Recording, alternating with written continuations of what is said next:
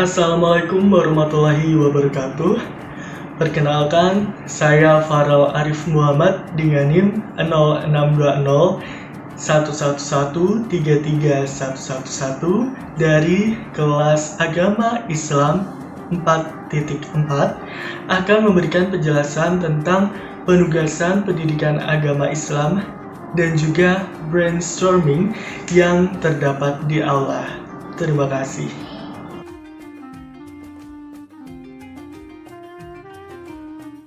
Menurut saya, pendidikan agama tentu sangat penting diajarkan di perguruan tinggi. Seperti yang kita ketahui, agama sangat berperan penting dalam membangun diri kita, baik pendidikan moral maupun pendidikan mental. Tanpa adanya agama, seseorang seakan tidak memiliki arah dan tujuan hidup. Kehidupannya akan kacau balau, tidak memiliki ketenangan hati, dan seseorang akan hancur. Dengan demikian, agama adalah sebuah pedoman hidup yang mengatur kehidupan manusia dan mengarahkannya kepada hal yang lebih baik. Dan menurut saya, seorang mahasiswa itu cenderung lebih suka mengeksplorasi hal-hal yang baru, dan tak sedikit pula hal-hal tersebut merupakan hal-hal yang tidak baik. Oleh karena itu, agar para mahasiswa tidak terjerumus kepada hal-hal yang buruk, di sanalah pentingnya pendidikan agama agar diajarkan di perguruan tinggi.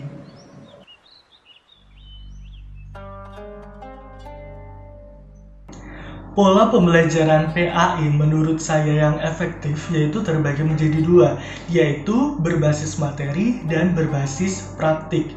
Untuk yang pertama adalah berbasis materi, yakni mahasiswa disuguhkan materi yang dibahas dalam mata kuliah wajib pendidikan agama Islam.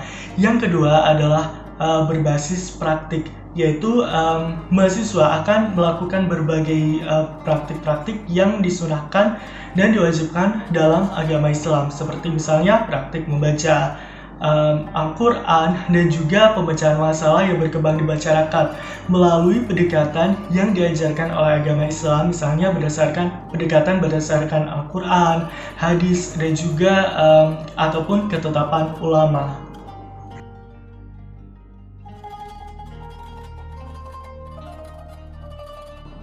Selain di pendidikan dasar dan menengah, PAI juga sangat diperlukan di perguruan tinggi. Hal itu dikarenakan manusia harus tetap memiliki pendidikan agama yang mumpuni, tak peduli umur orang tersebut. Agama adalah pedoman hidup bagi kita. Tanpa adanya agama, kehidupan kita akan kacau balau, hati kita tidak akan menjadi tenang, dan kita tidak memiliki arah dan tujuan hidup. Menurut saya, mahasiswa juga cenderung lebih suka menggali potensi dalam diri mereka, mencoba hal-hal baru yang belum pernah mereka coba sebelumnya. Alhamdulillah jika hal baru tersebut merupakan hal yang baik dan bermanfaat bagi agama, keluarga, maupun masyarakat sekitarnya. Namun, bagaimana jika hal baru tersebut merupakan hal-hal yang tidak baik yang bertentangan dengan norma-norma yang ada di Indonesia? Baik norma agama, norma kesusilaan, norma hukum, norma kesopanan, dan norma-norma yang lainnya. Nah, disitulah pentingnya pendidikan agama diajarkan di perguruan tinggi.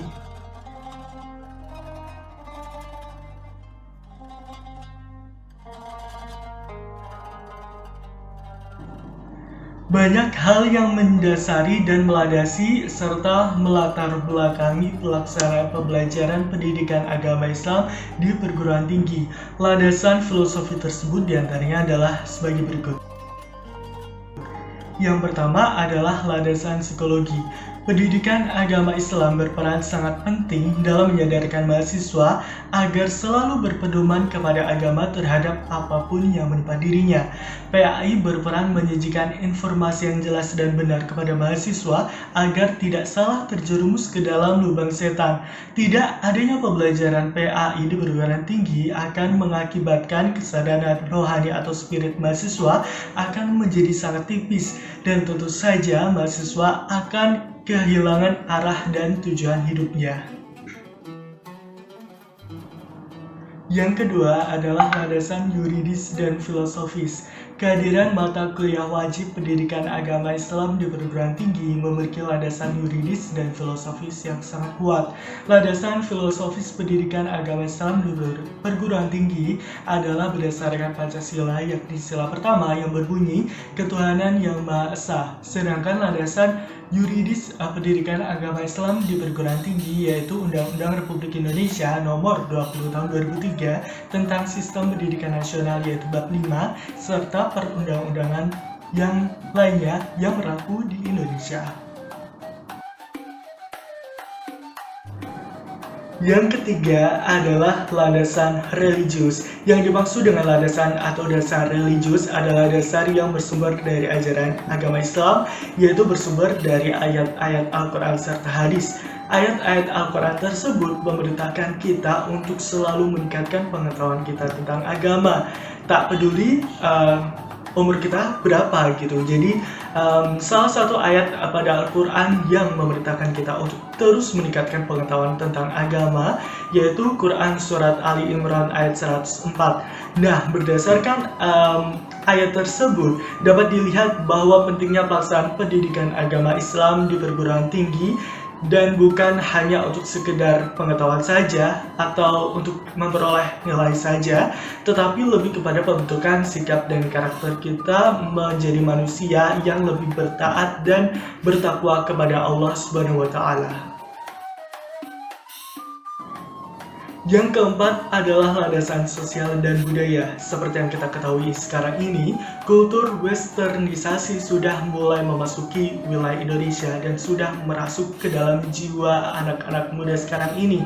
Nah, oleh sebab itu, pendidikan agama Islam sangat diperlukan oleh kita semua karena kultur westernisasi ini tidak semuanya baik dan juga tentu saja ada yang bertentangan dengan norma agama. Nah, disinilah peran pendidikan agama Islam di perguruan tinggi untuk menangkal kultur-kultur yang tidak sesuai dengan budaya negara kita dan juga norma agama kita dan untuk meminimalisasi hal-hal yang tidak disukai oleh Allah Subhanahu wa Ta'ala. Nah, kita harus tetap menjaga kultur-kultur baik yang kita miliki. Misalnya adalah tasyakuran, tahlilan, kemudian ada pengajian dan sebagainya. Kultur tersebut harus kita bersama-sama harus kita lestarikan dan kita harus turut andil dalam memajukan kultur yang syarat dengan nilai-nilai keagamaan dalam masyarakat.